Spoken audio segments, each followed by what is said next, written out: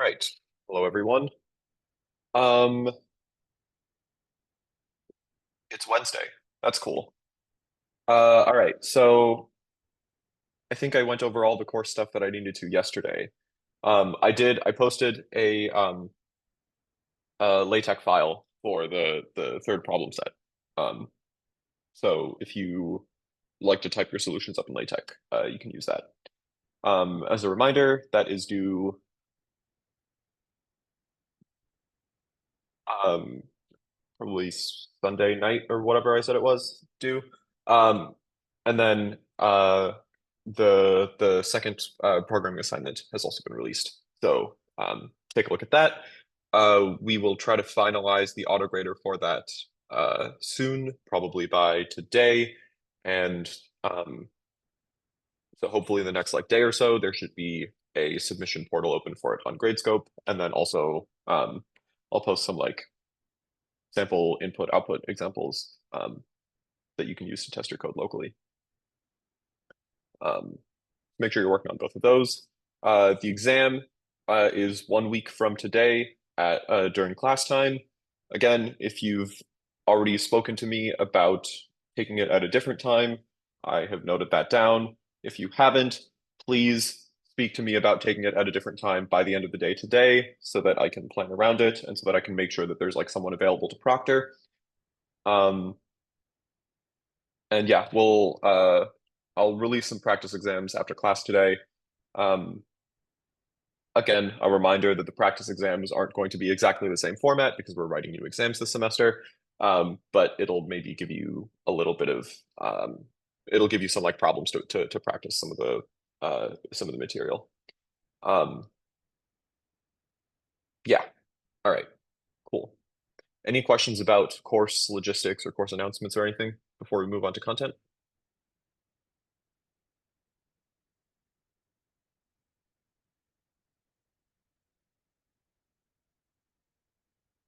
All right. If there's nothing, let's get started. So I'm going to create a whiteboard. There we go. All right. Can everyone see the whiteboard?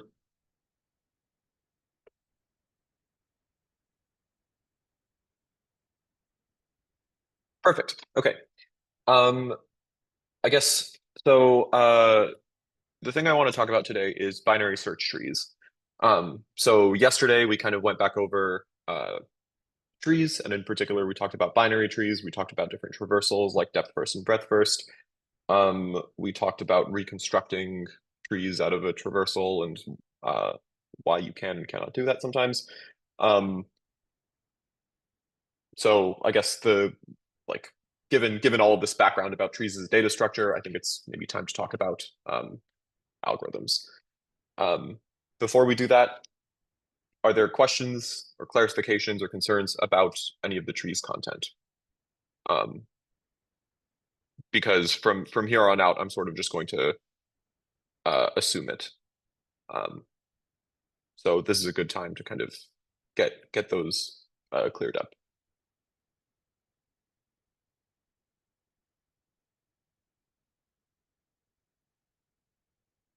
All right. If not, let's take a look at the problem of finding, uh, let's say, finding a number out of a set of numbers, right? So for now, let's say I've got something like an array of integers.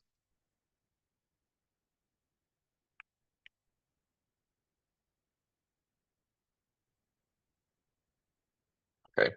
And I want to find some value in here, right?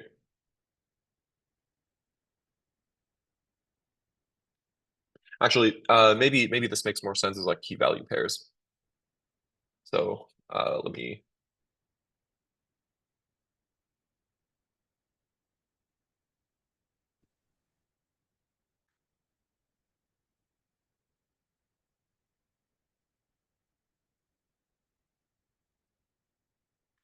we've got some like integer key, and then we've got some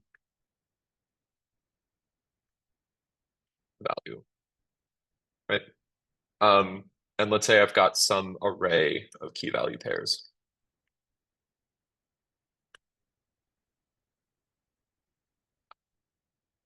I'll just call this like a table. I want to write a lookup function that looks something up based on a key, right? Um, the goal of a binary search tree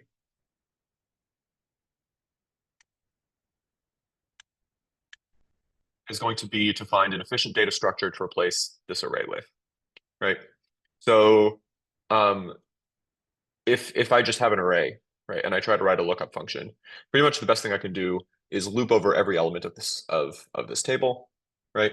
So for I equals maybe 1 to n, if table I dot key equals key, return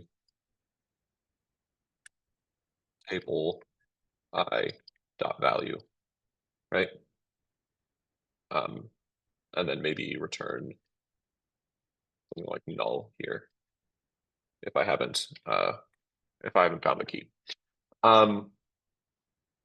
Okay, so if I think of this as pseudocode for looking up a key value pair out of just a dense array, right? Or this could be like a linked list, right?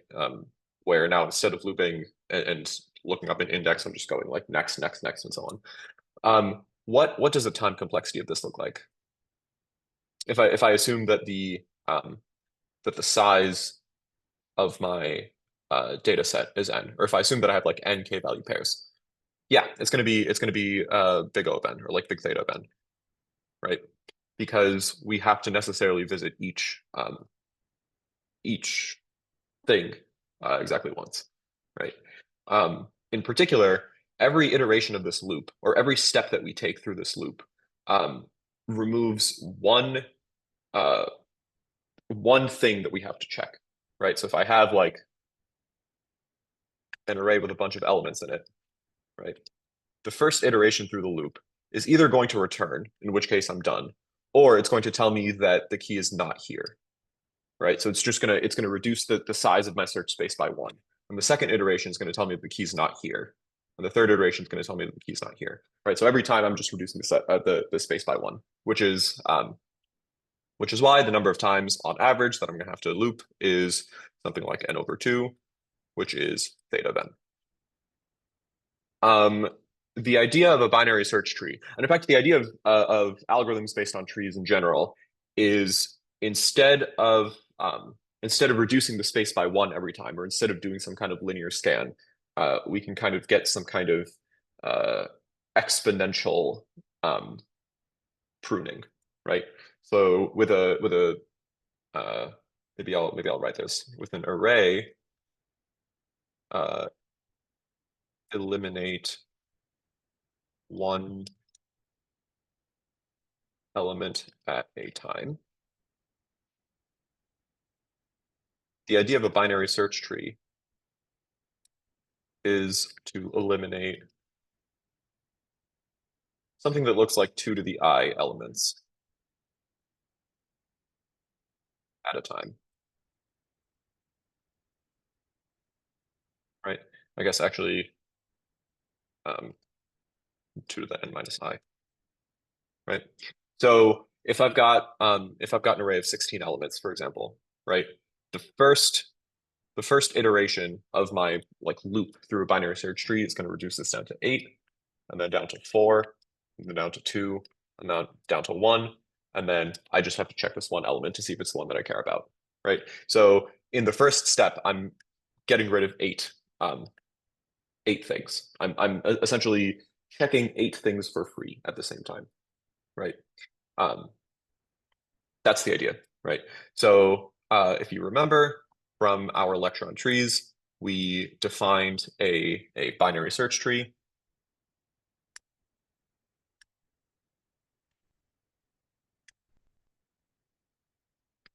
as a binary tree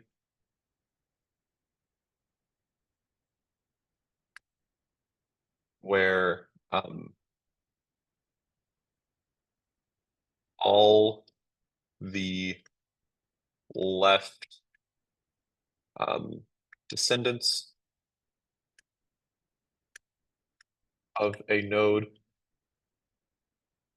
have a smaller value. But maybe this is easier if I say it the other way around, right?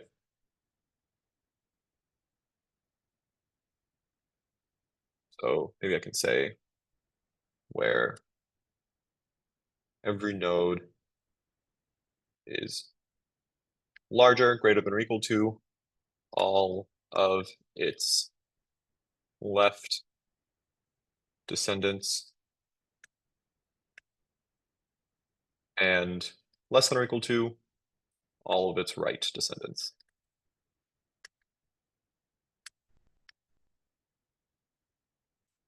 Right. So if we had an example with where here, of course, the order is defined on the keys or like whatever thing we're looking up, right?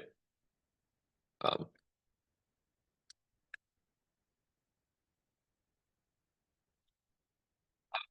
so if we had a data set where the keys are like 1, 3, 4, 5, 6, 8, right? I might have something that looks like 5 here, and then the 1, 3, and 4 are going to go to the left, the 6 and the 8 are going to go to the right. So maybe we put the 3 here, the 1 here, the 4 here, and then the 6 here and the 8 here, right? So you'll notice if I look at the 5, everything to the left is less than or equal to 5. Everything to the right is greater than or equal to 5. If I look at the 3, everything to the left is less than or equal to 3. Everything to the right is greater than or equal to 3, and so on, right? I look at the 6, everything to the right is greater than or equal to 6. Of course, this binary tree is not unique, right? I could alternatively have chosen, let's say I could have chosen like 3 as my base point, right? I could put 1 on the left. I could put maybe 6 on the right. I could put 4 and 5 and 8, right?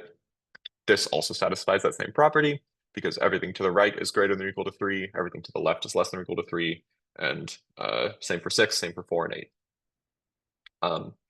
But the point is, now that I have a structure like this, right, if I want to look up the value associated to, let's say, 4, right, if I want to look up 4, I don't have to look at every element of this array, right? I can start at the root, use the laser pointer. I can start at the root, right? And I know that if 4 exists in this data set, then it has to be on the left side because anything on the right side is necessarily greater than or equal to 5. And so 4 is not greater than or equal to 5. So I can prune out this entire subtree, right? So I check 5. I see, okay, 5 is not the thing I'm looking for. I only look at the left side, right? So in checking 5, I've sort of crossed out 3 elements from my array. I've crossed out the 5, the 6, and the 8, right? Now I look here. I look at the 3. 3 is not what I'm looking for, but I know I don't have to look to the left of 3 because anything to the left of 3 is going to be less than or equal to 3, and that's not what I want, right? So I can just look on the right side. I look on the right side, I find my 4, and I'm done, right? Now I can like, maybe this node has like a dot value or something like that, and I can look up the value, right? But the point is, instead of just checking the 5, my first step sort of eliminates 3 things. My second step eliminates 2 things. And so by the time I get to my third step, there's just the 1 thing left. This is the idea. Maybe we can write this in pseudocode.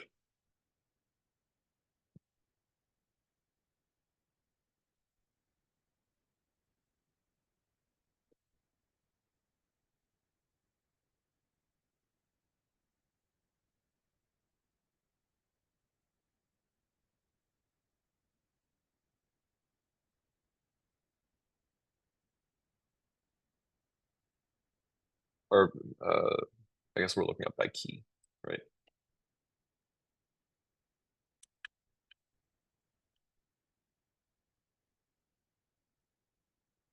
So if we found it, return tree.value. And then if key is less than tree.key, then we recurse look up tree dot left, else look up on tree dot right.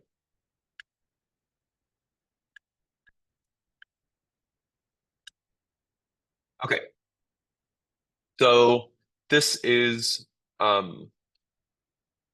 Obviously, I guess I should add like null checks here, right? If tree is null, fail somehow, right? Because the thing we're looking for isn't there.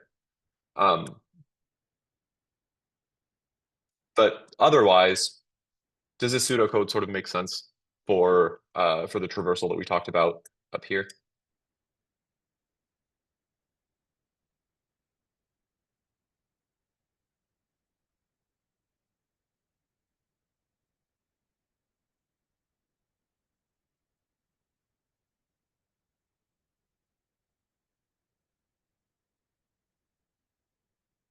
All right, I see a thumbs up. Um, all right, so what we knew that we had like a big theta of n complexity for the case where we were looking through an array.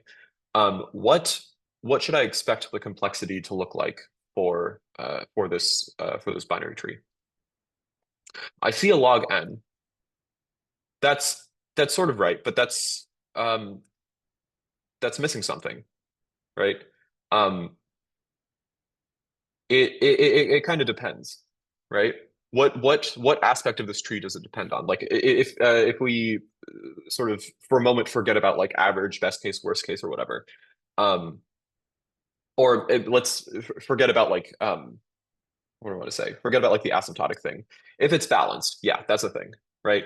The number of steps that this is going to take on the worst possible case is whatever the depth of the tree is, right? So if I have this exact same set of numbers, but I put it into a tree as like I put one as the root, and then everything has to go to the right. So I put three, and then I put four, and then I put five, and then I put six, and then I put eight, right?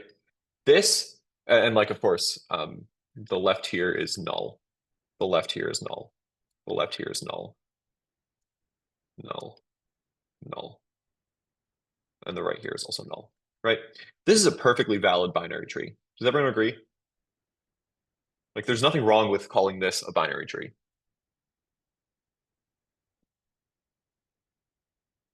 Yes. The trouble is, morally, this is just a linked list, right? Like in an ideal world, this would be great because I would be like eliminating a lot of stuff at once. But with this tree, there's no possible input. There's no possible like thing that I could be looking up that isn't going to somehow require me to, on average, traverse the entire tree, right? So on this, nothing wrong with there's nothing wrong with calling a linked list a unary tree. That's true. That is true. There is nothing wrong with calling a linked list a unary tree. But in particular, because we've got null children on the left here, this is now binary, except just sort of trivially binary, which is maybe not particularly helpful. Sorry, one sec. There we go. Okay. Um, so yeah, so the idea is like the complexity of this traversal is going to be on average theta of d, where d is the depth of the tree, right? And so the thing you want to make sure of is when you build the binary tree, the depth, like you want to build a tree with as small of a depth as possible, right? Because if the depth looks like n, then theta of d is just theta of n, and that's bad, right? But if the depth looks like log n, then our traversal becomes log n, and that's good, right? Um, so yeah, I guess the moral of the story is balancing is something that we care about.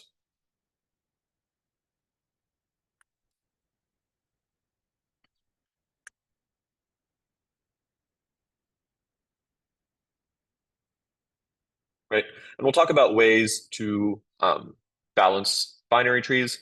There's certain kinds of binary trees that are quote unquote self-balancing. So every time um, you do any operations on them, they sort of maintain this balance. We can make precise what it means for a tree to be balanced, and we can talk about what those operations look like. Um, in particular, you can look at like AVL trees or red-black trees.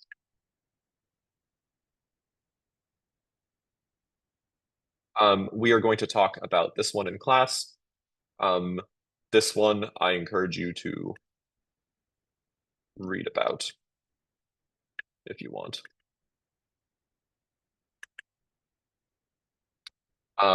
But before we talk about AVL trees, let's talk about inserting and removing, right?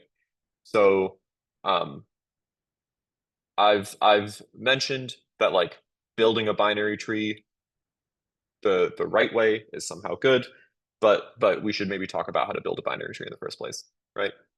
So um, the two, okay. Oh, actually, I guess we have like a lookup operation, right? For which I describe pseudocode up here. So let's talk about insert and remove. Okay, and I will keep a we'll keep an example tree around.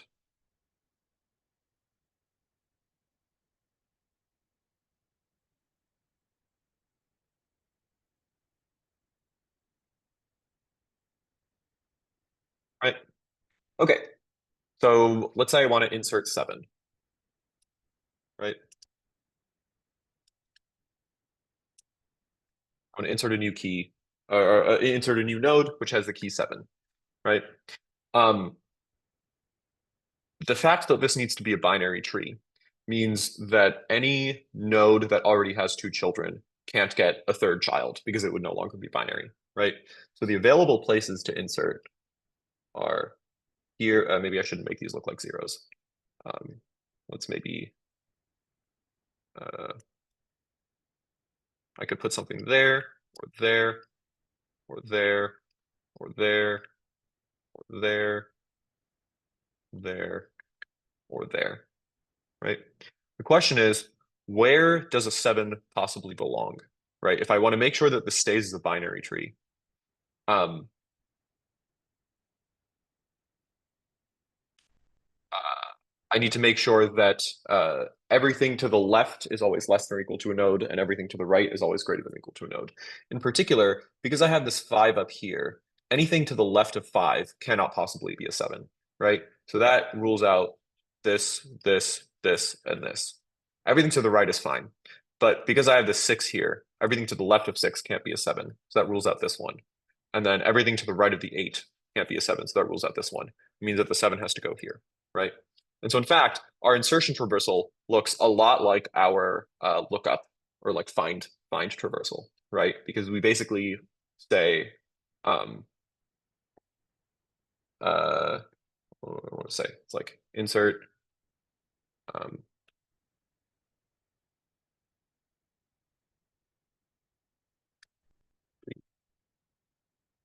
key. Um, if actually maybe yeah, maybe I want to take this as like a pointer, right? If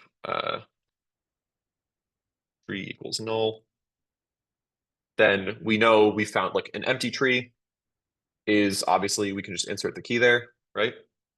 So if tree equals null, then I just say tree equals key, however I make this node. Um, otherwise, I can say what thing do I want to branch on? What condition do I want to check here? Anyone want to tell me?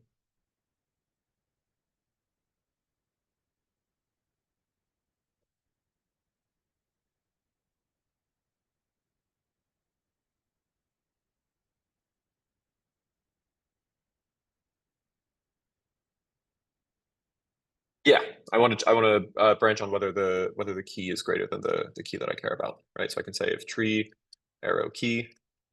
Remember, now we're thinking of tree as a pointer. If tree arrow key is let's say greater than key, right? That means key should go on the left. So we'll insert ampersand tree left key.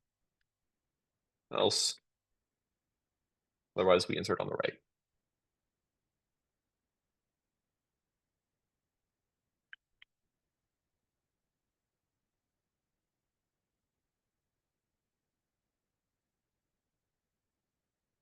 All right. Of course, we might want logic to like uh, check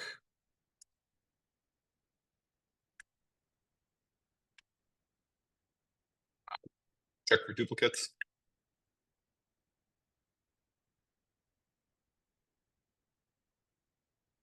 Right? If we want a tree that doesn't have any duplicate values in it, like duplicate keys, this is something that you might care about.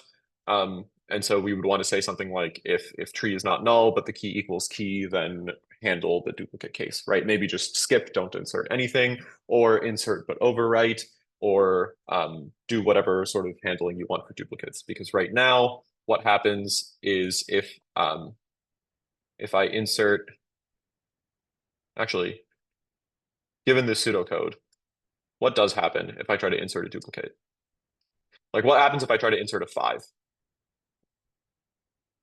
into this tree based on the pseudocode that I have down here?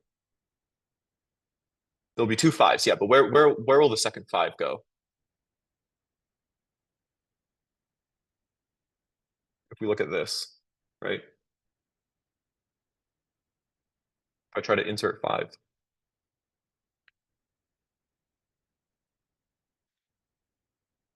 Left of 6. Okay, that's interesting. Yeah, it could go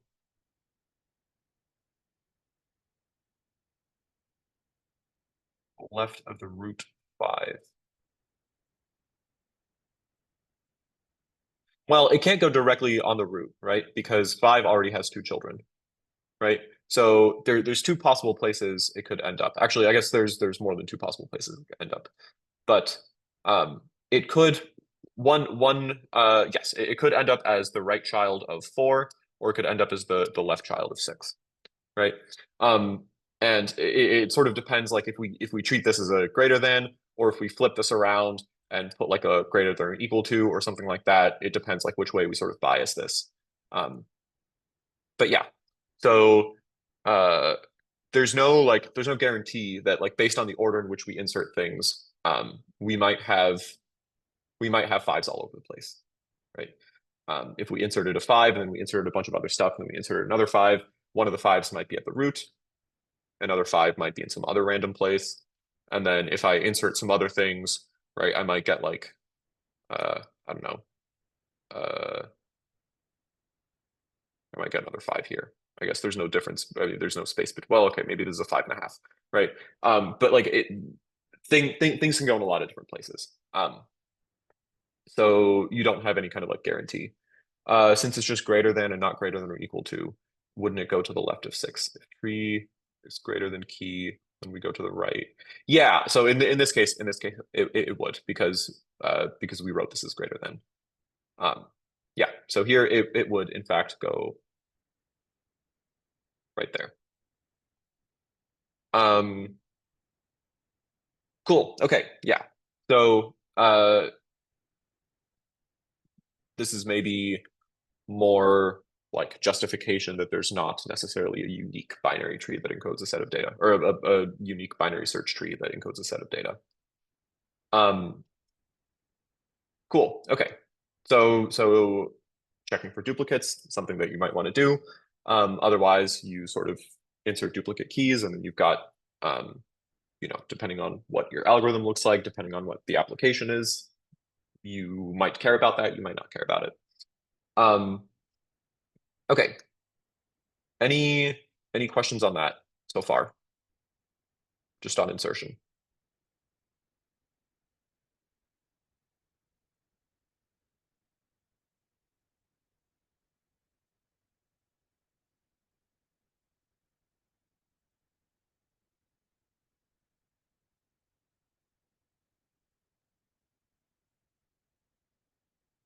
Okay.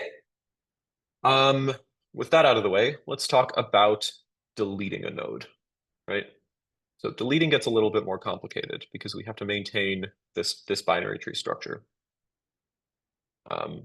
What happens if I try to use the same color?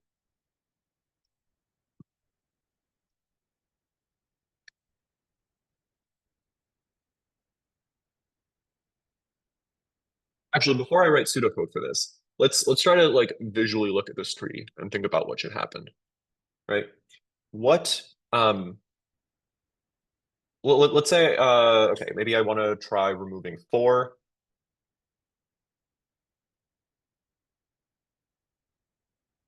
right? Um, what should the new tree look like? If I start with this tree, right? If I start with the tree that I've drawn here, oh, and I try to remove 4, what should that operation do to the tree? What do we expect?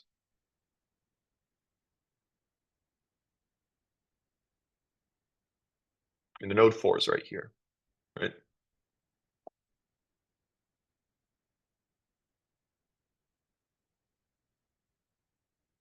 Only 4 goes, there's no change. Yeah, you can just delete the 4, right? Maybe we can replace it with a null pointer, and that's fine, right? That was easy enough. 4 was just at the end. It was a leaf node, so we could just pop it off.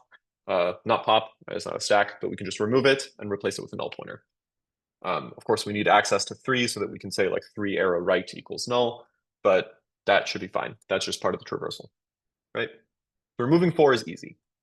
What happens if instead of 4, the node I want to remove is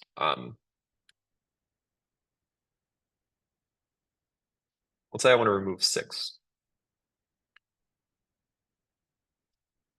What should that look like? So again, I've got this tree. The node I want to remove is right here, but now it's not a leaf node, right? If I just try to delete it,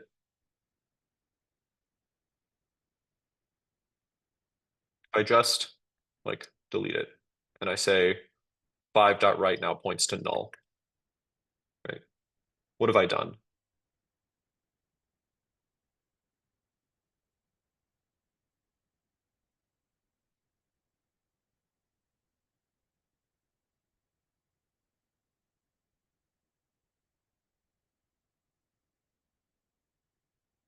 Lost the 8. Yeah, I've lost the 8. So does the greatest child go up? Yeah, so we can move the 8 up, right?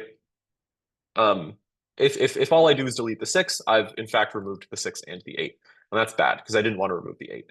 So my new binary tree, if I want to do this correctly, it's going to look something like obviously the left tree remains unchanged because we didn't do anything there. And now I got rid of the 6, but it has a child, which is an 8, so we can just promote the 8, right? Easy enough. We've got that. Um, what about uh, if I have a back out of this. Okay. What if I want to remove 3?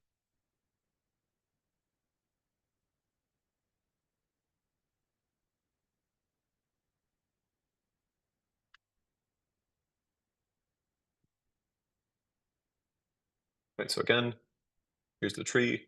I've got 3 here, right? There's no, I mean, I could push the 4 up. I could push the 1 up.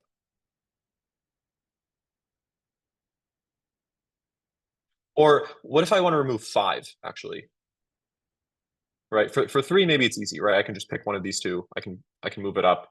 Um, and then I can like call this a 4 and then get rid of that. And this is now a perfectly valid binary tree with the 3 removed. But what if I want to remove the 5?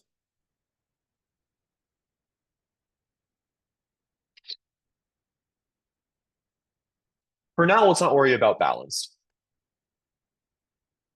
right? For now, let's just worry about given a binary tree, I want to do this operation where I remove a node with this particular key, and I want the result to still be a valid binary tree, whether or not it's balanced.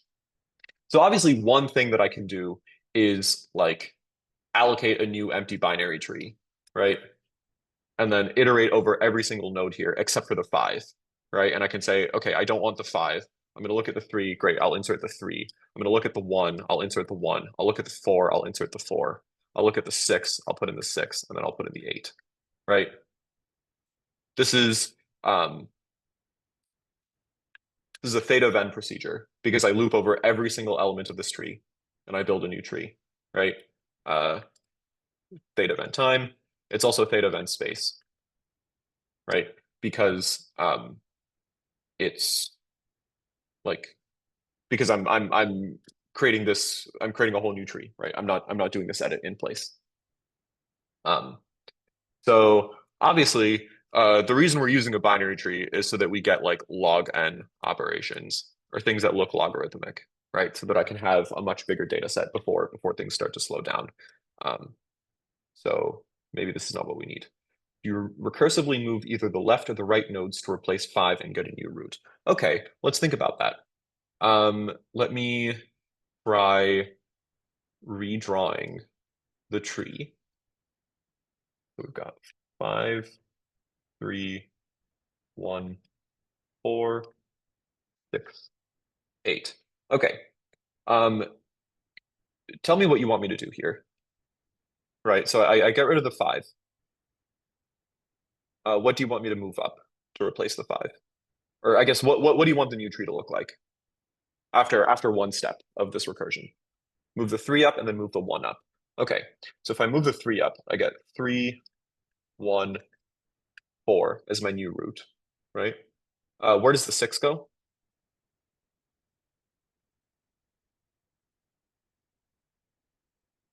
Where does the 6-8 subtree go?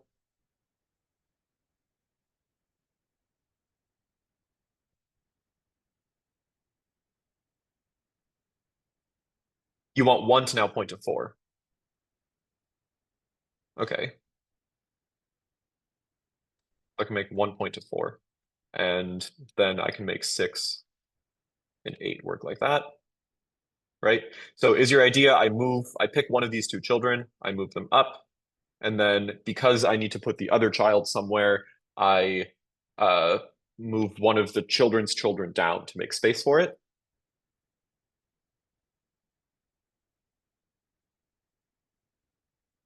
Is that the idea?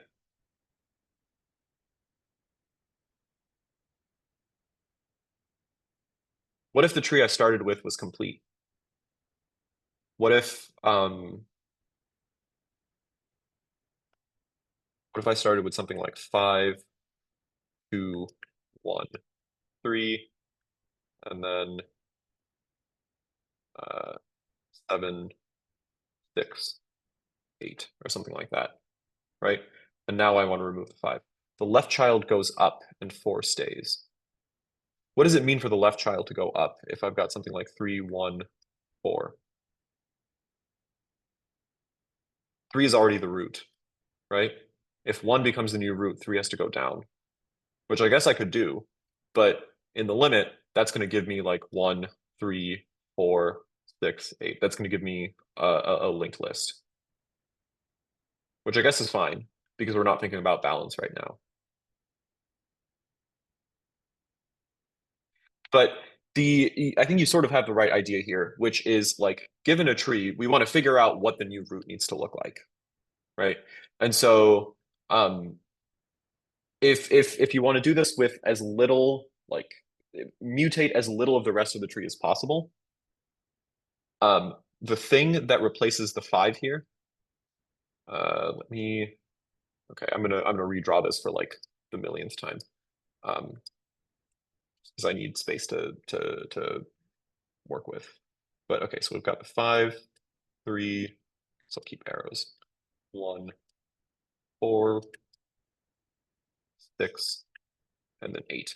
Okay, so you are correct that I need a new root, right? So if I get rid of the five, I need to put something here, right? What can go here if I need this to stay as a binary tree? Obviously, I'm going to need to pick something from the left side or something from the right side. Yeah, six would be the easiest, but let's assume that we don't have access to the entire tree to look at that, right? Maybe there's a five here, right? Um, and so it's not obvious that six is the easiest to move up. Um, so just in general, right? I need to pick something either from like the new root, either a left descendant or a right descendant, right? It's got to be one of the descendants because those are the only other nodes in the tree. Does everyone agree?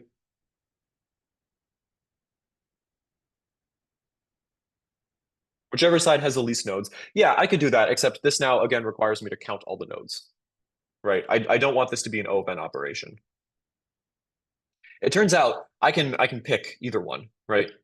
It doesn't a priori it doesn't really matter, right? But just in general, the new node that I promote to be the root, or the node that I promote to be the new root has to be either the left has to either be one of the left descendants or one of the right descendants, right? Because those are the only other options, right? Of these descendants, which one do I have to pick? If I go on the left, if I have to pick one of the descendants on the left to make the new root, which one does it have to be?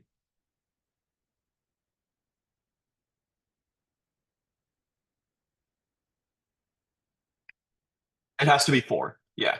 Why does it have to be four? What's special about four?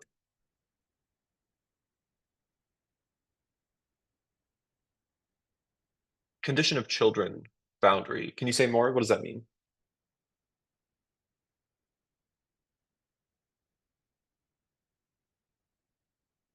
Closest to the old root.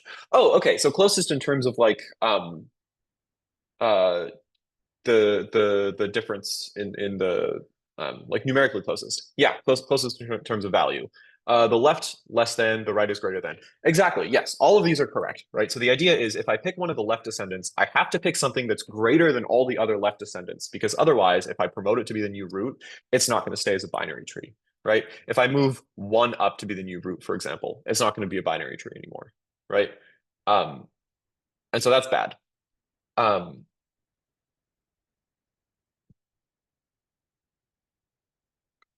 yeah, so I need to if I go on the left side, I need to pick the maximum element on the left side, right? So max on left. Or if I go on the right side, I need to pick the minimum element on the right side, right? So obviously four is one option for new root. What's the other option if I go on the right side? It's going to be the minimum of six and eight, right?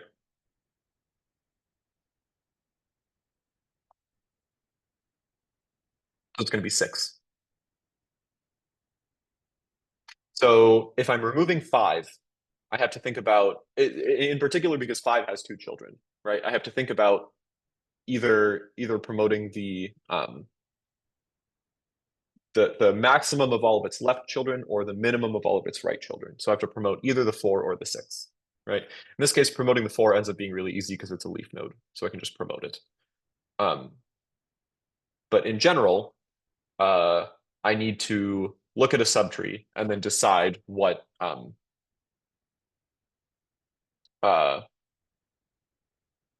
what thing I want to promote. Um, so let's think about writing some pseudocode for this. Uh, actually, maybe I will screen share and we'll try to write this in actual C.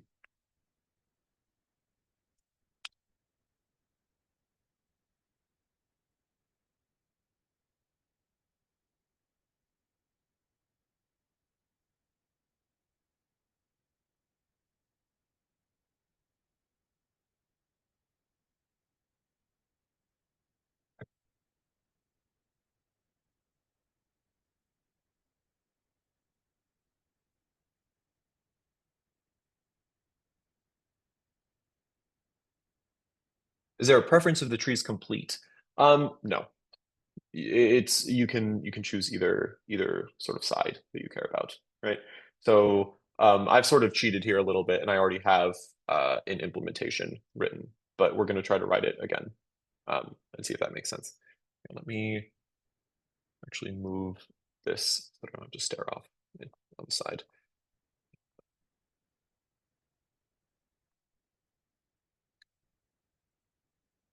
Okay, people see my screen.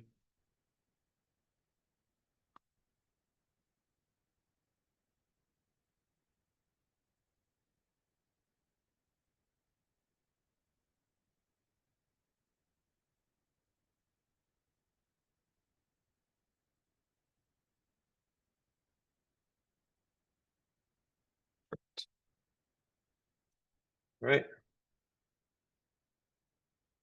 Okay. And then let's write a uh, remove function.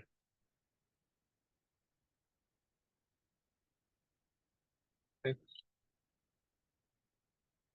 Right. So, and then I guess the thing that I'm going to remove is the tree that has the thing removed, right? So here I've got like an example where I insert a bunch of stuff into a tree and then I call remove a few times. Um, okay, so for starters, I check to see if the tree is null. Do I need to include something for null? There we go. If the tree is null, we can just return the tree because there's nothing to remove, right? If the tree value is, or maybe we can say if the value uh, is less than tree value, um,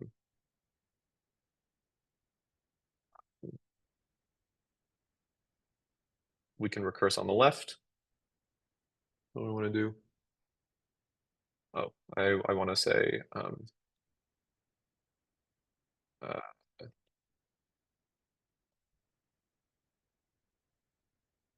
right, I can do that. If the value is greater than tree value, then I need to recurse on the right.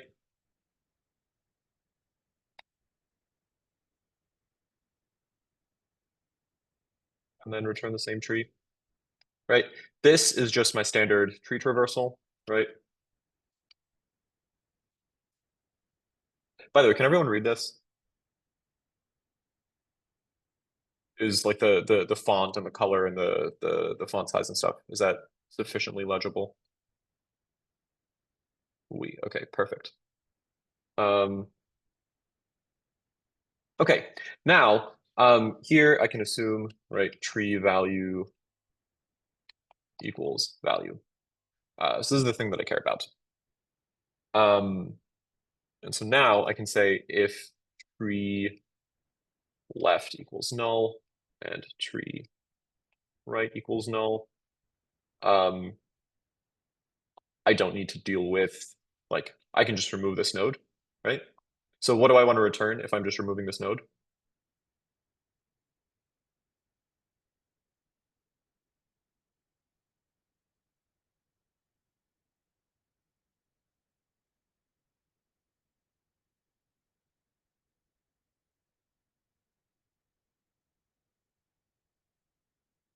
Any thoughts? Remember the purpose of like framing this recursively is we only ever have to think about deleting the root node of a tree, right? So um, right, if I have a tree with stuff going on wherever, I guess this is the same tree that I drew before, right? Um, if this is not the node that I want to delete, I just forget about this subtree and then I recurse on the left, right? So the only thing that I ever have to care about is when the node that I want to delete is at the root. In particular, this case right here is this is the node that I want to delete. The left side is null and the right side is null. right? So what happens if I delete a tree where the left and the right subtrees are null? So it's a singleton, right? What happens if I delete this node? What does the tree look like after deletion?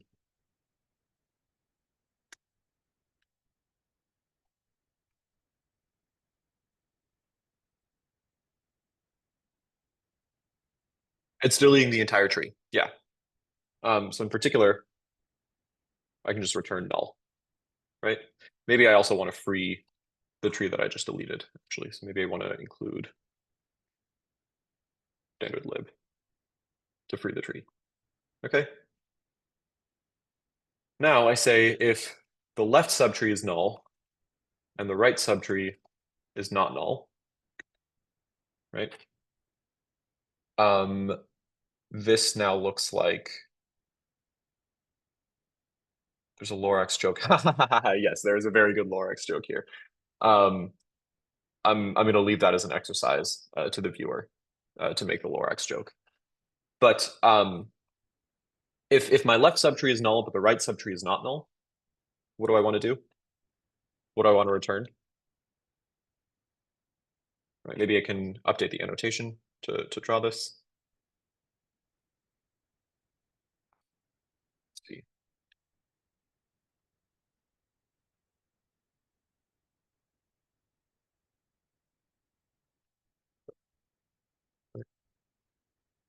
So I've got something on the right, and then this has stuff going on. I don't really care what this looks like, right? If I delete this node, and I know that it doesn't have a left child, what does the new tree look like?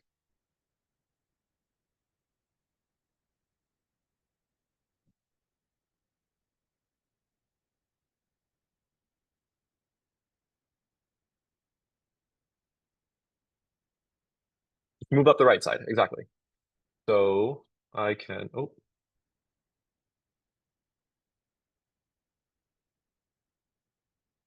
yep. So I can just return free right? And then maybe I want to actually like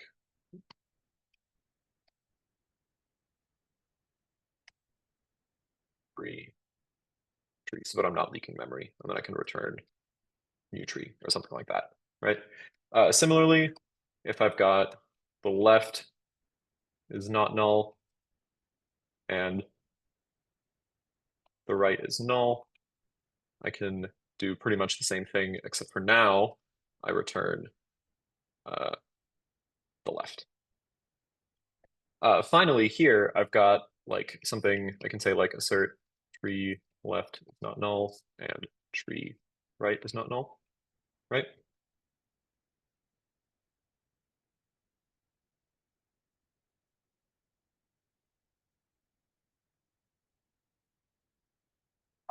So here I want to pick either the left or the right?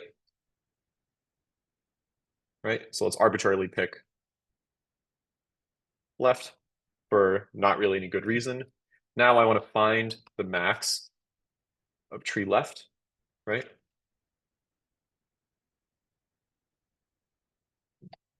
The new root equals that. What's the problem? Oh yeah, okay. I need to define a find max function, right?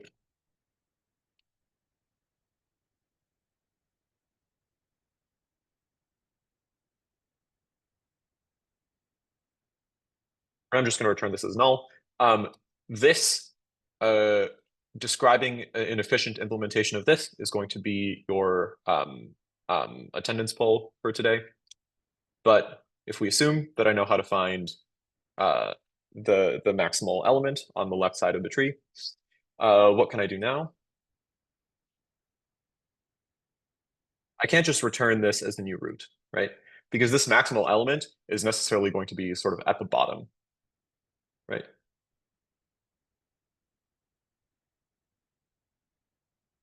Yeah, the attendance poll is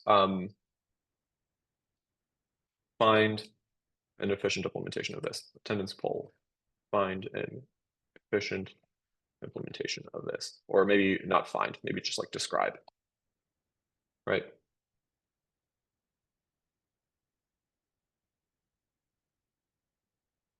Right, that's the poll. For find max, yeah. So given a binary search tree, um, describe how you would find the maximal element. Or equivalently, like if we looked at the right side instead of the left side, how would you find the minimal element? Um, right. Okay. So maybe if I go back to drawing, and I'm running out of time here, so I'll maybe um, leave this a little bit incomplete.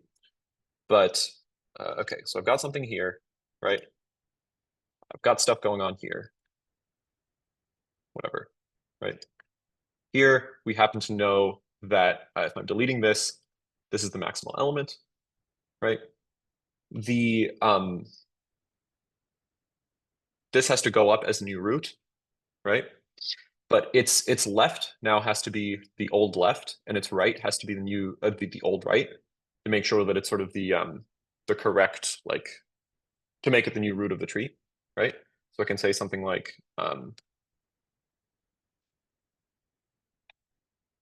new root left equals tree left, new root right equals tree right, and then I have to remove, I have to somehow delete new root from the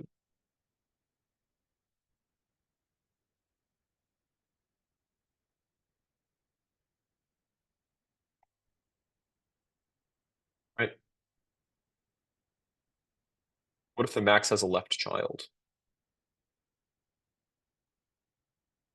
What if the max has a left child? Oh, yes, very good point. So this alone is not enough, right? If the max has a left child, then I need to promote the left child, right? If the maximum has a left child here, I need to remove it. I like when I move this thing up, I have to promote the left child up, right? What if the max has a left child and a right child? So I guess first of all, if all I do is just call remove here, right? Maybe the thing that I want to do is like uh,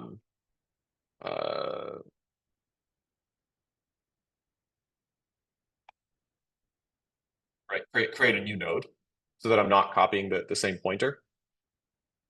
Thank you. Yes, exactly. If it has a right child, it's not the maximum. So we know for a fact that it's not going to have a right child. So it's either going to be one child, which is an easy case where we promote, or it's going to be no children, which is an easy case where we delete. Right. So yeah. So I want to build a new node like this, set up its left and right, and then uh, call remove. And here I know that this is not going to be an infinite recursion because um, it's guaranteed to have at most one child. The left child might have children, but remember, we don't care if the left child has children, right? If we look at this case on lines 39 through 44, right? All we do when we like if there is a left child, regardless of what the left child looks like, we just promote it up, right? So the left child is just going to get promoted to be the new like it's going to take the place of wherever that maximal node used to be, and so all of its children are still going to stay there, right? And in particular, like every case uh, where the tree doesn't have two subtrees does not result in a recursive call. So we know that this is not going to be an infinite recursion, right? Are people convinced of that?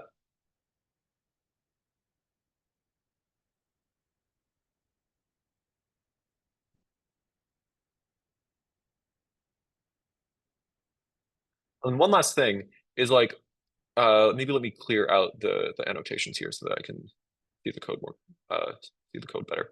Um, doing doing find max, right, requires us to somehow traverse down the tree, right? Doing remove is going to require us to traverse down the tree again to exactly the same place because we know we're traversing to the node whose value we just found with find max, right? So even though the complexity of this, um, right, still big O of log n, But now we're doing two of the exact same traversal, right? So in fact, instead of making this a recursive call, we can um, we can modify our find max function to return the find max and the immediate predecessor of that maximal node, right? And that way we don't have to recurse on BST remove. We can just directly inline this call. That's the answer to the attendance poll. Yeah, except like I would still like you to tell me what this looks like. But yeah, the attendance it's not particularly difficult.